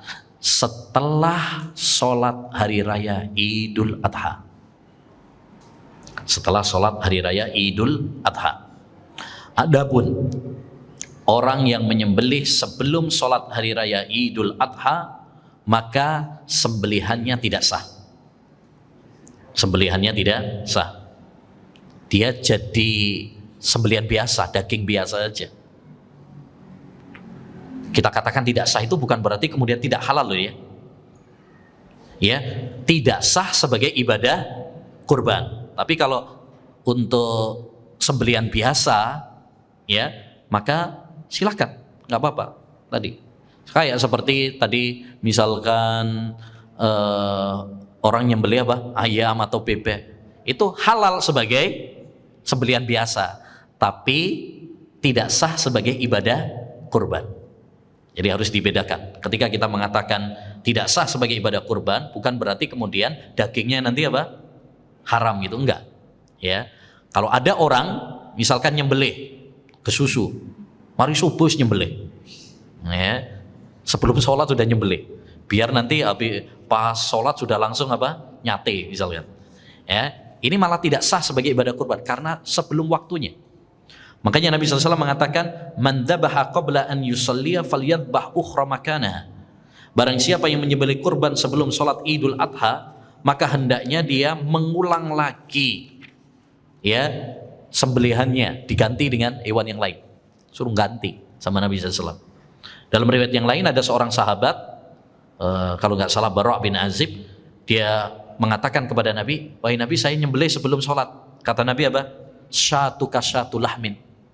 Ya, kambingmu itu kambing biasa, maksudnya bukan kurban, kambing biasa aja. Jadi harus setelah. Kalau misalkan dia nggak sholat hari raya, maka diperkirakan, pakai perkiraan. Misalkan mungkin dia musafir, ya, atau memang nggak sholat, karena kan sholat Idul Fitri, Idul Adha, jumhur ulama mengatakan apa? Ya, sunnah muakkadah, tidak sampai apa? Wajib. Nah, mungkin dia ikut pendapat yang itu, akhirnya nggak sholat. Bagi yang tidak sholat, maka dipakai perkiraan. Misalkan perkiraan selesai sholat itu, ya jam 7 suwine. Kan biasanya rata-rata jam 6 ya, mulai loh. Rata-rata jam 6. Ya enggak? Bukan khutbah, sholat. Beda loh. Khutbah sama sholat. Sing suwe itu khutbah ya biasanya. Sholat yang menjadi patokan itu sholat ya. Bukan khutbah. Yang menjadi patokan adalah sholat. Seandainya misalkan dia habis sholat kemudian langsung pulang, gak ikut dengarkan khutbah, sah sebagai ibadah kurban. Yang gak boleh kalau sebelum sholat. Jadi prediksi misalkan kalau mulai jam 6, anggaplah setengah 7 lah ya. Setengah 7 mungkin sudah kelar, sudah selesai. Ya, berarti kalau dia mau menyembelih dan dia nggak ikut sholat, berarti perkiraan setengah 7. Pakai perkiraan. Ya, pakai perkiraan. Baik. Tapi lebih bagus lagi kalau nyembelihnya setelah khutbah, seperti yang dilakukan oleh Rasulullah SAW. Rasulullah nyembelihnya setelah khutbah. Lawang dia khotibnya. Ya. Jadi yang sunnah kata para ulama setelah khutbah. Tapi seandainya setelah sholat dia menyembelih, itu sudah apa? Sah. Ya, sudah sah. Baik. Kemudian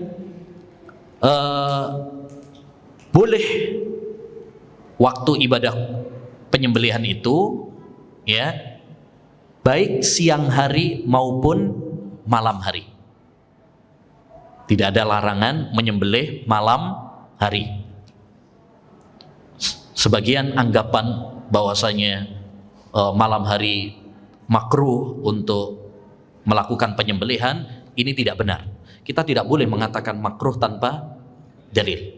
Bahkan makruh pun tidak boleh kita mengatakannya tanpa dalil. Ya, sedangkan tidak ada dalil yang melarang menyembelih di waktu malam. Ya mungkin enak sambil sambil nyate bengi-bengi ya. Nah, enak ya, rame-rame. Mungkin kalau siang misalkan panas, atau yang lainnya maunya malam-malam ya, sambil ya kumpul-kumpul, nggak apa-apa ya, nggak apa-apa. Dan waktu akhirnya adalah hari tasyrik terakhir, yaitu tanggal 13 Dzulhijjah. Jadi boleh nyembelih itu tanggal 10, boleh juga hari-hari tasyrik tanggal 11, 12, 13. Batas akhirnya tanggal 13 setelah terbenamnya matahari. Ya. Jadi berapa hari? 4 hari. Tanggal 10, tanggal 11, tanggal 12, tanggal 13. Tanggal 13 setelah terbenamnya matahari udah nggak boleh lagi. Nabi SAW bersabda, ayyamut tasyrik zabhun kulluh. Hari-hari tasyrik itu adalah hari penyembelihan semuanya. Jadi boleh. Ya, misalkan dia nggak menyembelih tanggal 10, kemudian mau nyembelihnya tanggal 11, boleh. Terutama ini misalkan masjid-masjid besar. Misalkan kalau tanggal 10 semuanya berat. Ya, karena banyak sekali sapinya, banyak sekali kambingnya. Akhirnya dibagi-bagi. Ya, sebagian tanggal 10, sebagian tanggal 11, tanggal 12, boleh. Cuma yang paling utama memang tanggal 10. Karena itu yaumud nahr, waktu penyembelihan. Ya, waktu penyembelihan. Demikian juga walaupun tadi boleh malam hari, tapi yang paling utama adalah duha. Waktu pagi, duha itu yang lebih utama. Tapi kalau mau malam boleh, sore boleh, nggak ada larangannya. Taib. Selanjutnya tempat penyembelihan kurban. Ya, tempat penyembelihan kurban. Penyembelihan kurban hendaknya dilakukan di tempat yang terbuka, yang nampak. Karena ini syiar. Makanya Nabi SAW beliau menyembelihnya di mana? Di musolla, lapangan. Setelah khutbah beliau nyembelih, sehingga ditonton orang banyak. Setelah sholat hari raya langsung nyembelih. Ya, ditonton orang banyak. Karena ini syiar di antara syiar-syiar Islam. Makanya tadi sudah kita katakan, ya, jangan ibadah kurban itu sembunyi-sembunyi. Ya, tengah hutan, bawah tanah, tengah laut misalkan. Jangan. Ini memang harus dinampakkan supaya nampak syiar Islam ini. Baik. Selanjutnya, siapa yang berhak menyembelih? Yang berhak menyembelih nomor pertama adalah orang yang berkurban itu sendiri. Dianjurkan bagi yang berkurban dia sendiri yang nyembelih. Itu lebih utama. Itu yang lebih utama. Seperti yang dilakukan oleh Nabi. Beliau menyembelih sendiri. Dhahan Nabi sallallahu alaihi wasallam bikabsyain. Nabi sallallahu alaihi wasallam ya beliau menyembelih 2 kambing kibas dengan tangannya. Dzabahahuma biyadih. Rasulullah SAW menyembelih dengan tangannya. Jadi kalau kita bisa menyembelih sendiri itu lebih utama, bukan diwakilkan. Kenapa? Satu, supaya kita merasakan ibadah. Orang kalau melakukan ibadah sendiri itu beda kalau sama diwakilkan. Yang kedua, agar lebih mantap. Agar lebih mantap. Orang kalau misalkan menyembelih sendiri itu lebih mantap daripada kalau diwakilkan. Kalau diwakilkan itu kadang-kadang ragu, ya. Apalagi kalau nggak menyaksikan sendiri, dia akan bertanya-tanya, udah belum disembelih? Sembelihnya mau coba bismillah gak? Ya, gitu. Tapi kalau kita sendiri itu lebih apa? Mantap, ya, lebih mantap. Tapi boleh nggak diwakilkan? Boleh juga. Ya, tapi yang lebih utama adalah kalau menyembelih sendiri. Cuma kalau mau mewakilkan boleh juga. Rasulullah pernah mewakilkan? Pernah. Dalam Hajjatul Wada, Rasulullah SAW itu korban 100 kambing. Beliau sembelih dengan tangannya sendiri 63 ekor. Sisanya diserahkan kepada Ali bin Abi Thalib. Sisanya diserahkan kepada menantu beliau, yaitu Ali bin Abi Thalib yang menyembelih. Ada faedah menarik, Rasulullah SAW menyembelih 63 ekor pada saat Hajjatul Wada, haji perpisahan, sebagai isyarat tentang umur beliau. Karena beliau meninggal pada usia 63 tahun. Ya, baik. Makanya sisanya diserahkan kepada sahabat Ali bin Abi Thalib. Boleh enggak ibu-ibu nyembelih? Ya, yang nyembelih adalah ibu-ibu. Boleh apa enggak?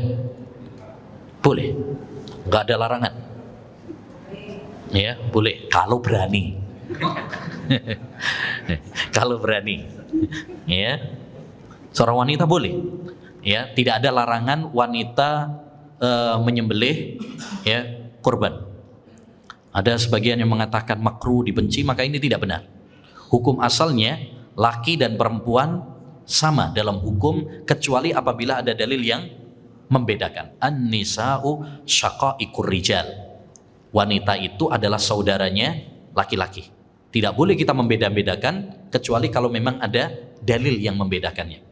Apalagi ada riwayat yang menunjukkan bahwa dulu wanita juga menyembelih.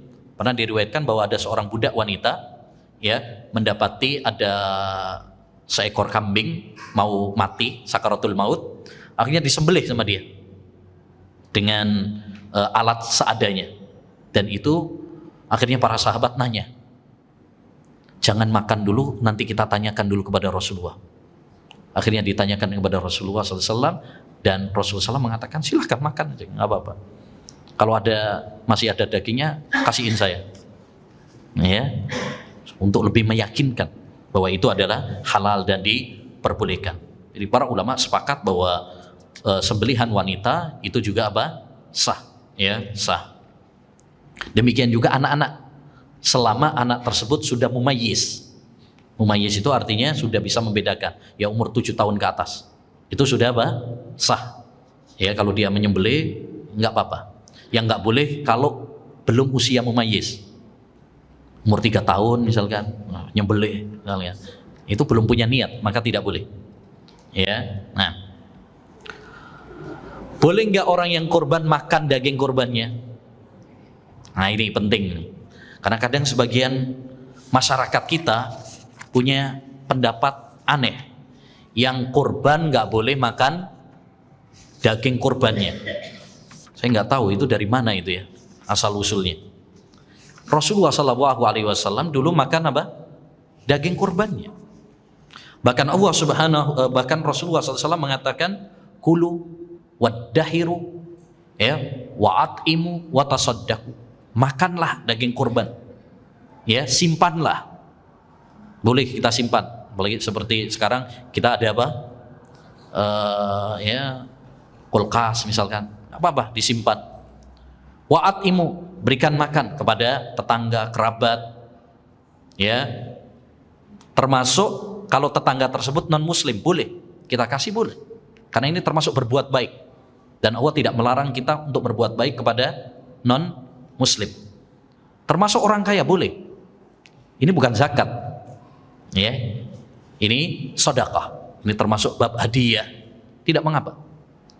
Tapi ada juga watasodaku, sodakohkan, terutama untuk para fakir dan miskin. Makanya hewan kurban atau daging kurban itu ada yang untuk kita makan, untuk bersenang-senang, ya boleh kita simpan juga. Sebagiannya kita bagi-bagi untuk tetangga, untuk kerabat, walaupun non muslim, walaupun orang kaya, tidak mengapa. Dan sebagiannya lagi untuk mereka yang membutuhkan, para fakir dan miskin. Intinya ya boleh orang yang berkurban makan daging dari korbannya. Bahkan sebagian para ulama mengatakan wajib. Wajib. Karena Allah memerintahkannya, kulu, makanlah. Dan hukum asal perintah hukumnya wajib. Amin. Tapi jumhur ulama mengatakan tidak wajib, sunnah aja. Kalau dia nggak makan juga nggak apa-apa. Ya. Apalagi kalau misalkan yang punya pantangan misalkan, kolesterol, darah tinggi misalkan, ya, nggak apa-apa, nggak makan nggak apa-apa. Menurut jumhur ulama. Tapi maksud saya sampai sebagian ulama itu mengatakan wajib. Itu menunjukkan bahwa tidak benar orang mengatakan orang yang korban berarti nggak boleh makan daging korbannya. Nggak tahu itu dari mana itu. Khurafat. Ya, khurafat. Taib. Yang terakhir, adab-adab menyembelih. Ya, adab-adab menyembelih. Ini penting terutama bagi para panitia ya. Bagi para panitia hendaknya mengetahui adab-adab menyembelih ya, dan memperhatikan adab-adab menyembelih supaya ibadah kurban kita betul-betul sesuai dengan tuntunan Rasulullah SAW. Orang yang menyembelih disyaratkan pertama harus berakal. Orang yang menyembelih harus berakal, baik laki-laki maupun perempuan. Adapun yang tidak berakal, orang gila misalkan, nggak boleh, ya, karena nggak punya niat. Atau anak yang belum mumayyiz tadi, anak yang belum mumayyiz, baru 3 tahun, 4 tahun, ya itu belum boleh karena tidak ada niat. Sedangkan ini ibadah dan ibadah itu harus dengan niat. Innamal a'malu bin niat. Sesungguhnya setiap amalan itu tergantung kepada niatnya. Yang kedua, harus beragama. Harus beragama. Baik beragama Islam maupun ahlul kitab, Yahudi dan Nasrani. Adapun yang tidak punya agama, ateis, atau beragama selain agama Islam dan ahlul kitab, maka tidak boleh untuk menyembelih, bahkan tidak halal sembelihannya. Seperti Hindu, Buddha, ya, Konghucu misalkan, ya, sembelihannya haram, ya. Tapi kalau sembelihan Muslim jelas ya. Kalau sembelihan ahlul kitab kok boleh Ustaz? Ya, karena Allah membolehkan. Dalam surat Al-Maidah ayat 5 Allah mengatakan, Al-yawma uhilla lakumut thayyibat wa ta'amul ladzina utul kitaba hillul lakum wa ta'amukum hillul lahum. Pada hari ini dihalalkan bagimu ya makanan-makanan yang baik, yaitu sembelihan orang-orang yang diberi kitab, yaitu ahlul kitab Yahudi dan Nasrani. Halal bagi kalian dan sembelihan kalian halal bagi mereka. Sembelihan kalian halal buat mereka, sembelihan mereka halal juga buat kalian. Dengan syarat sembelihannya sesuai syariat. Artinya tetap mengucapkan Bismillah. Kemudian sesuai dengan syariat. Misalkan kalau kita ketahui bahwa mereka nyembelihnya pakai setrum misalkan, bukan disembelih sesuai syariat, maka tidak boleh. Ya, sembelihannya adalah tidak sah. Ya. Atau menyebut nama bukan nama Allah, tapi menyebut nama Al-Masih misalkan, Bismil Masih. Maka kalau kita mendengar secara langsung seperti itu maka tidak sah. Tapi kalau mereka menyebut nama Bismillah sesuai dengan syariat Islam maka tidak mengapa. Yang ketiga harus membaca Bismillah. Ya, adab yang ketiga membaca Bismillah. Sebelum menyembelih pastikan membaca Bismillah. Karena Allah Subhanahu wa taala mengatakan wala ta'kulu mimma lam yuzkar ismu alaihi wa innahu lafiskun. Jangan kalian memakan yang tidak disebut nama Allah Subhanahu wa taala. Ya, wajib menyembelih nama Allah, menyembelih dengan nama Allah Subhanahu wa taala. Jangan sampai lupa, diingatkan. Ya, karena sebagian para ulama mengatakan kalau dia lupa tetap hukumnya adalah haram. Jelas ya? Kalau ada orang lupa nggak baca Bismillah, sembelihannya halal atau haram? Ya, sebagian para ulama membolehkan kalau memang lupa. Rabbana la tu'akhidna in nasina aw akhtana, ya Allah jangan kamu siksa kami ya kalau kami salah nggak sengaja atau karena kami ya lupa. Sebagian para ulama mengatakan apa? Sembelihannya tetap bangkai, haram. Betul dia tidak berdosa, itu masalah orangnya, tidak berdosa. Tapi sembelihannya karena nggak dibacakan bismillah berarti tetap haram. Makanya diingatkan, yang mau nyembelih diingatkan, jangan lupa baca apa? Bismillah untuk lebih hati-hati. Taib. Pakai baca yang lain nggak? Sholawat atau ya. Bismillah wassalatu wassalamu ala rasulillah amma ba'du. Ini mau nyembelih apa mau khutbah? Nah, tidak. Yang disunnahkan cuma apa? Bismillah saja. Taib. Kemudian yang perlu diperhatikan juga adalah alat yang mau kita pakai hendaknya alat yang tajam. Ya, alat yang tajam. Sebagaimana dalam hadis ya, Inna Allaha katabal ihsana ala kulli syai' fa idza qataltum fa ahsinul qitlah wa idza dabahtum fa ahsinud dzibha wal yuhidda ahadukum syafratahu wal yurih dzabihatahu. Kata Nabi SAW, sesungguhnya Allah mewajibkan berbuat baik kepada segala sesuatu, termasuk kepada binatang. Kalau kalian menyembelih, maka sembelihlah dengan cara yang baik. Tajamkan pisau kalian dan wal yurih dzabih, senangkan hewan kurbannya. Maksudnya tajamkan berarti diasah yang tajam terlebih dahulu, jangan sampai yang tumpul, karatan ya. Demikian juga jangan ya diinjak-injak, dibanting-banting, diseret misalkan, nggak boleh. Itu penyiksaan kepada apa? Binatang. Ini perlu diperhatikan. Ya, kadang-kadang ada yang lihat diinjak-injak, diseret misalkan. Nah, ini nggak boleh. Hendaknya bagi kita untuk apa? Berbuat baik, memperlakukan dengan baik walaupun kepada binatang. Termasuk yang perlu kita ingatkan juga adalah menyembelih di hadapan hewan yang lain. Itu nggak boleh. Atau menajamkan pisaunya di depan hewannya. Itu nggak boleh. Nabi SAW pernah negur sebagian sahabat yang melakukan hal itu. Ya, dia ngasah gitu ya, di depan. Nah, ditegur oleh Nabi, aturidu antumitaha mauta? Apakah kamu pengen untuk membuat dia mati 2 kali? Baru lihat pisaunya udah mati dia itu, tersiksa. Ya, nah, jadi nggak boleh. Karena hewan itu juga punya perasaan. Makanya mungkin pernah kita lihat ada hewan nangis juga sebelum disembelih gitu ya. Wah, nah ya, mungkin batinnya mungkin, waduh, bariki giliranku ini. Nah, ya, kadang ada sebagian kita lihat kambing atau sapi itu nangis, ya. Jadi jangan siksa binatang dengan cara-cara seperti itu. Makanya cari yang agak jauh gitu ya. Baru ketika mau disembelih baru diantar.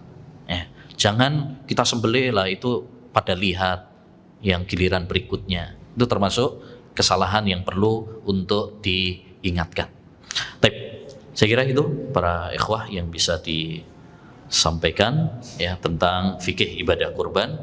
Mudah-mudahan Allah Subhanahu wa taala mempertemukan kita dengan bulan Dzulhijjah, dan semoga Allah Subhanahu wa taala memberikan kekuatan dan kemudahan kepada kita untuk bisa berlomba-lomba ibadah kepada Allah di bulan Dzulhijjah.